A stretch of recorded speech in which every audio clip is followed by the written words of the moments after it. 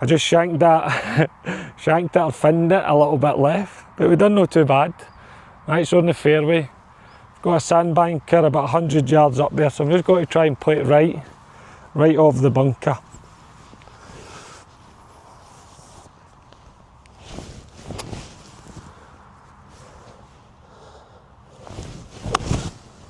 Oh, it's not too bad. Kept it away. I kept it away for the danger, so I did. Don't want to be in any danger, eh? No fucking danger. Yeah, so it's like, for me, acceptance is we have to accept all parts of ourselves, and that comes with ripping off the mask, the protective armour that I was talking about. But I know it's no easy. It's not as easy as that, is it? It's not as easy as that. And one of the big things I want to talk about today is a wee bit about rejection as well, right? Rejection, because rejection is a big part of life, innit? And being able to deal with rejection makes it so much easier to come to terms, right, with accepting yourself. And always remember, right, my hardest rejection was getting released for Hamilton Accies away back when I was 19.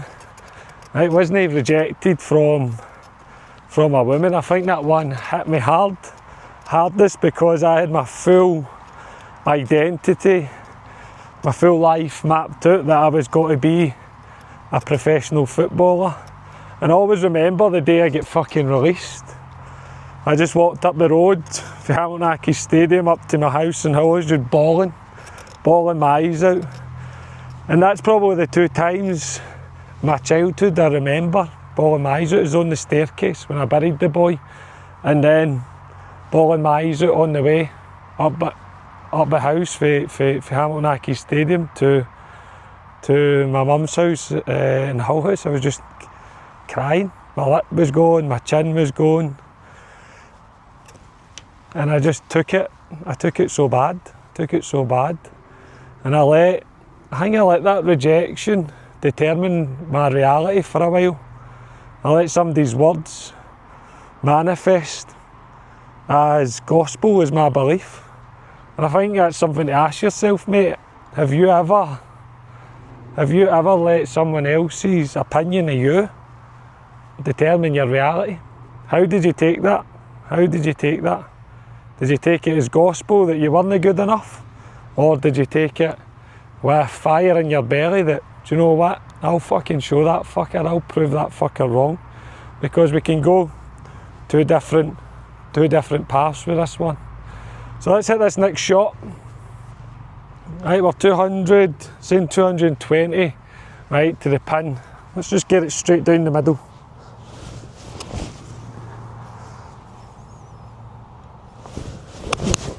That's good. We're straight down the middle. Happy days. So I'm hitting this wedge clean and well.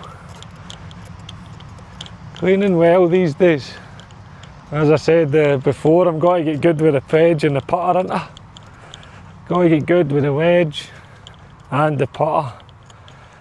And going back to rejection and internalising people's words or people's rejection. Right, hits the wounds, done it? Hits the wounds that we were speaking about in the last episode. And we start to believe that we're not good enough. Right, because we let other people's words affect us. And then that affects our self-worth, our self-belief, what we think of ourselves. And we know how that shows up in the external, right? Self-sabotage, so it does.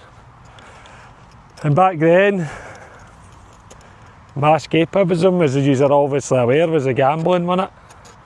The gambling was my coping mechanism from that rejection. That was the one I took the hardest. And I don't think I've ever told anybody this, but I've never ever felt good enough. Never ever in my life, because I never made it as a footballer. How sad is that? For all the things I've done, Marines, PT, life coaching, right, it's took me a long time to reframe that core belief. For way back then, because I didn't make it as a footballer. Everything I've done since, there's